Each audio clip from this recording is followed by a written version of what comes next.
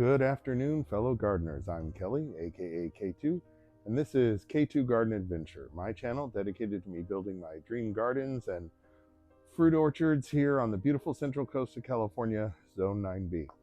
So today we're going to be over here on the raised bed garden, and so this has been some hits and misses, but first time growing vegetables really, so let me show you what I'm hoping to do today. All right, so the first thing was over here in the cantaloupe and pumpkin patch. Everything here got hit really bad with powdery mildew. So it's kind of one of those things. We have this magical microclimate where we stay 65 to 75 year round. But the reason why we do that is because we have this thing called the marine layer that stays just off the coast that is constantly 55 degrees. And in the summer, especially, it comes in the evening, and it's like a fog that rolls in every evening, and it normally burns off, about 10 o'clock or 11 o'clock the next morning, and it's really wonderful. Like I said, it makes the climate great. But as I discovered, for certain things, especially things susceptible to powdery mildew, it is a nightmare.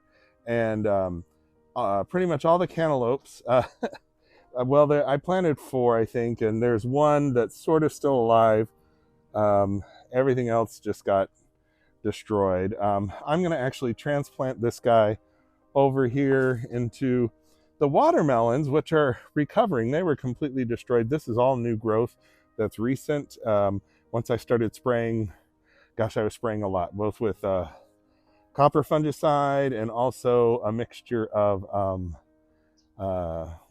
potassium bicarbonate and some soap stuff that I saw in a video on Epic Gardening. Anyways, so I'm going to move that cantaloupe over here, and there's a watermelon, a couple of different watermelons that are still growing. So hey, that's great, and I see some new flowers, so maybe I'll get some more watermelons. The pumpkin, there was one pumpkin plant that was incredibly vigorous until he got destroyed, and I will say that is a success story because he made 2 cute little pumpkins. So so the plan is to move the this one sort of surviving cantaloupe over here into this corner, and then I'm going to plant, I found 6 more bell peppers that were at the store and like on sale for like 70% off or something. So I'm going to plant those right in here next to all my other peppers. And and then have a strawberry plant that's growing here. I think I'll find I'm sure I got a blank spot in one of the strawberry towers, but might leave them there for a little while. Anyway, so that's here. For the cucumbers, like I said, they got hit really bad. You can see the bottom just completely devastated. But the top of the plant that survived once it started getting some help and actually started making some cucumbers. Now, I planted 8 different varieties of cucumbers, or at least 6, maybe 8. Anyways, but one of the ones that I was really excited about was Armenian cucumbers, because my dad was Armenian, full-blooded Armenian, and anyway, so we always had Armenian cucumbers, or guta is what he called them. Anyways, so I thought they were completely dead, but just now when I was trying to clean up stuff a little bit, I discovered, look at this, an actual guta, and I stretched the new growth up here, up high, try to get away from all of the powdery mildew spores that are down here. So that's really making me smile right now, that one of the 2 Armenian cucumber plants survived and is actually making a cucumber. So really happy about that. So again, the surviving cantaloupe will go right there where the other cucumber plant used to be. So that's up here, the plans for up front. Strawberries are doing fine. There's lots of strawberries every day. I come hand pick some strawberries and eat them that day. The petunia tower, if you remember some earlier videos, at one point this looked absolutely amazing. Wow, it looks it looks so much better already, just having it balanced out with 2 strawberry towers. And that petunia tower in the middle looks amazing. So anyways, I will see you in a little bit and finish that up and then get started on the next project.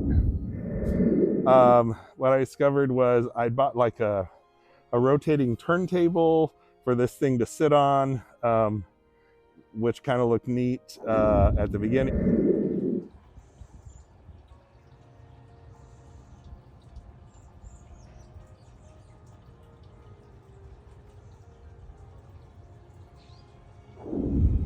But despite it saying it was rated for 350 pounds, you know, it was an Amazon thing. So yeah, it wasn't really true. And it could not support the weight. So because of that, because it was supposed to spin, I didn't hook it up to drip, and it did not get enough water or fertilizer. So I cut everything way back and just hooked it up to normal drip.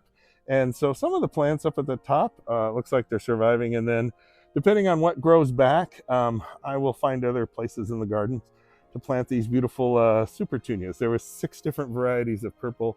I'll see if I can't insert a picture in there what that looked like.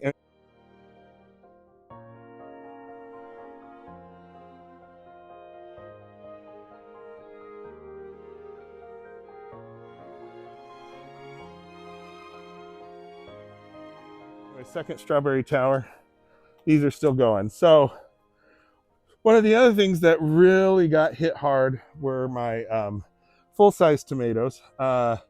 Those actually ended up, despite that, making some tomatoes, which I ate and gave some away. And then I pulled those out and I planted some more tomatoes. Now, one of the things I learned, because I'm new at this from watching other YouTube videos, specifically I think Epic Gardening down there with the guys in San Diego, about determinate and indeterminate tomatoes. So in my case, I really wanted determinate tomatoes. Now, sometimes they'll call these bush. And so, for instance, I've got this variety here, which is Bush Early Girl. Now, I had Early Girls before, but I guess indeterminate tomatoes, they can just keep on growing forever. And that's evidently what these cherry tomatoes over here are, because they just keep growing. So, and I've pruned these back quite a bit, but yeah, tons and tons of cherry tomatoes. I'm giving all these away to the neighbors and eating as many as I can. But so something for next year, I need to look for determinate varieties, so they'll maybe be a little more contained.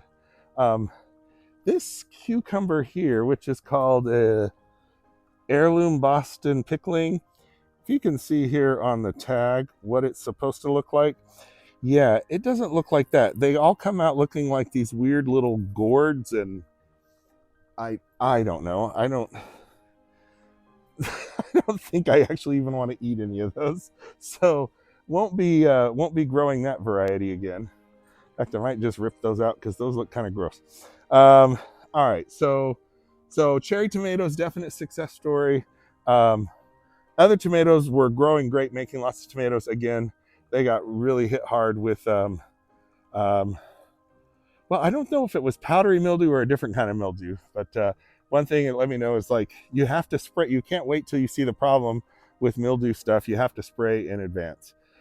Okay, so back here was the corn. Now, you know, it was a little bit of a joke, but these were like corn, like white sweet corn. They weren't supposed to grow that tall, and at first they were growing real good. But somebody had told me, oh, well, those need more water. So I started giving them more water, and that was evidently the opposite of the right thing to do.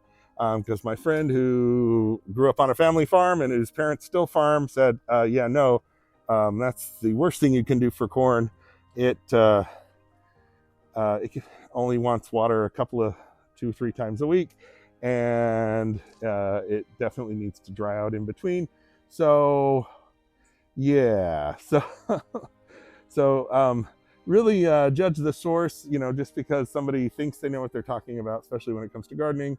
Yeah, they don't. Anyways, I'm going to go ahead and rip all this out. And what I'm going to do is move these cone flowers over here to where that corn was. One thing with those get a few hours of sun in the evening, but I think, those want full sun. So moving them, oh, hi, hummingbird. Moving them over here to where the corn was, I think the cone flowers will be a lot happier. The other thing is the zinnias got destroyed by the powdery mildew, and that even with me spraying, it still pretty much took them out, or at least half of them. So the plan over here was to maybe move these, my little herb garden here where I've got basil, Thai basil, oregano, and cilantro. My thought process was to maybe move these over there because they probably don't need the real strong direct sun so much during noon. And so move the herbs over to there, and the couple of zinnias that still look good, move them to here. And then I got some new ones that were super cheap at the store that I can plant in the front row. So that is the plan for this evening, and continuing to clean up. This is what most all the cucumbers looked like when the mildew got done with them. So anyways, let me get started on all that, and we'll see you in a little bit.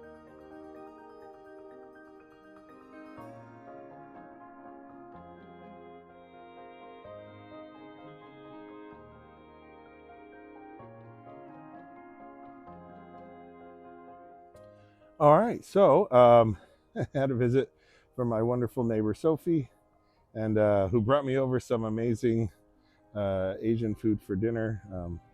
She just makes the most amazing stuff, Cambodian heritage, and yeah, and then and she also helps me with eating some of this amazing stuff that I grow here in the garden. So definitely, I come out on the better end of that deal. Anyway, so got the peppers in, and they're looking great. So again, I've got 4 of the Better Bell. They were labeled Better Bell 4 on the tag here, but on the containers it actually said Better Bell 5. I don't know what the difference between those are, but anyways, they're green bell peppers, which I didn't actually have any green ones. I had a red, yellow, and orange. So some classic green ones. And then these 2 here on the end are red standard 2s, some red ones. So all the peppers are all nice together. I restrung these cucumbers up, and I went ahead. The roots on the pumpkin looked like their pumpkin plant were still good. So I went ahead and moved it to the back. If it regrows and makes another pumpkin this year, that's awesome. I don't think it'll do that, but I've never grown pumpkins before, so really no idea. And then, like I said, I transplanted the cantaloupe over here, and again, super happy that I'm going to get at least 1 Gouta and Armenian cucumber. All right, so next up is pulling out all this corn. So so close. I mean, it made corn things, but anyways, all right. But all a learning experience, right? By the way, these tomatoes are massive and are going to be really, really good. So, all right, let me get this corn, and we'll clean up those cucumbers as well, and get the cone flowers planted over here. And it's the next morning. I finished up last night, but just wanted to show you how it all turned out. So I went ahead and saved 4 of the mums that had some of the least amount of powdery mildew damage, put those in the back, and then put the 8 new ones here up front. I honestly don't know if they will grow tall like the ones in the back, so I guess we will see. But the mums are looking really beautiful um, here in the raised beds. Those came from over here, and this whole 8-foot bed was all mums, and and coneflowers down in the end. So I transferred over the my herbs. I've got lots of basil. I want to make some pesto, and so use up some of this. You're supposed to like pick off the flowers to keep the basil from going to flowers, but anyways, and then still kidding myself that I might use that Thai basil. Actually make some Thai food. But we got some cilantro over here on the end as well. One of the cool surprises working out here last night was finding the cucumbers. So I tried to stretch the cucumbers out, and I found like a giant Japanese cucumber. I'll see if I can't insert a picture of that. Anyways, these were the existing pepper beds. You know, I've got red bells. I've been harvesting quite a few of those. Orange bells, yellow bells. These little lunchbox peppers. These are actually really tasty. These are a great little snack. There you go. I'm gonna have that in just a little bit. And then we've got the poblanos. Hopefully I'll get another round of those. I see some more flowers on the poblanos, some jalapenos and serrano. That one is very ready, it looks like. The serrano that has turned beautiful red.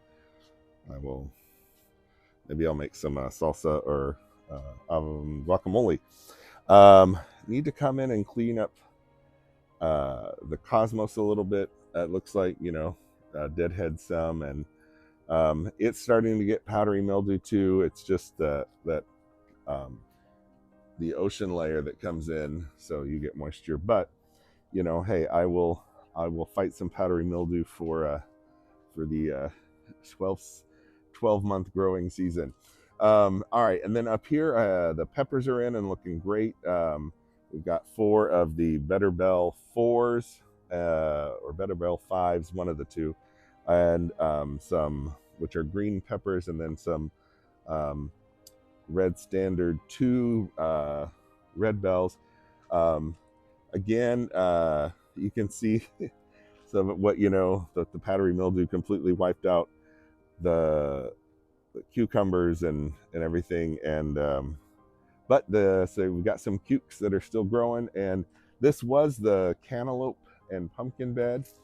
I did successfully make 2 pumpkins, so I'm going to take that as a win. And we'll try again next year. Just gotta preemptively spray for the mildew.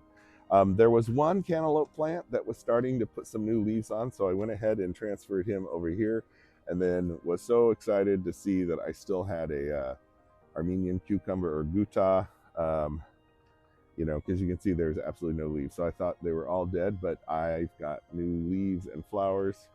Still have a couple of watermelons growing, and there's a lot more new watermelon growth. Trim back the cherry tomatoes some. These are just super productive. I pick some every day, and there's neighbors that come and grab some. So happy with those, how those are turning out. And then, like I said, I pruned them off because I didn't need them down on the ground. The new batch of tomatoes are doing absolutely amazing. And they've only been in the ground for a week or so, maybe 2, but completely loaded up with tomatoes. I don't know if you're supposed to thin tomatoes out like you are with other fruits. If you know, please drop a note in the comments. Here's all the stuff that got removed. This filled up this entire bag of stuff that got removed. Coming over here, you've got the this is where the corn used to be, so I put in the coneflowers. So these ones are haven't bloomed yet. They came in little containers from Proven Winners. This one is the fuchsia is bright. So looking forward to what it looks like. And then this one is the color-coded one in a melon, one in a melon. So it should be really beautiful. And then these ones that I just got at the local store, removed some of the more dead-looking ones that went black, and but got lots of new flowers coming out on those. Trying to give a little more life. This putting out some new cucumbers, so hopefully getting rid of all the dead leaves will help these guys. And then this cucumber is doing great. Already got another one, a whole bunch more up here already. So and some really healthy new growth. You know, the idea eventually, you know, was if the cucumbers made it all the way to the top, they'd just hang down. I thought that would be cool. Here's the back of the zinnias. Strawberries, still making lots of strawberries. I munch some every day. And then, like I said, with the petunia tower, I'm waiting to see which ones recover, and then I'll transplant those. And I think I'll just fill this up with more strawberries, because the you know, I have a lot of strawberry plants, but when you actually want to make something with strawberries, there's not quite enough. You know, I can get like, you know, 8 a day or something like that, but you know, they don't last very long. You got to eat them right away. So but that is the refresh and the redo here in the raised bed garden. Hopefully you enjoyed this video. I'm going to do a big rear garden tour here in a little bit, so be looking for that. Oh, got one of the pink David Austin roses that is just opening. Gosh, that's such a beautiful color. Anyways, so you have a wonderful day. If you haven't yet, make sure you leave a comment down below. Tell me what kind of herbs I should plant over here in the new herb garden. Please hit that like button and subscribe if you haven't, and share with some friends and family. Help me get to 500 subscribers. That's my next big milestone and goal. And most importantly, have a wonderful day, and until the next video, happy gardening.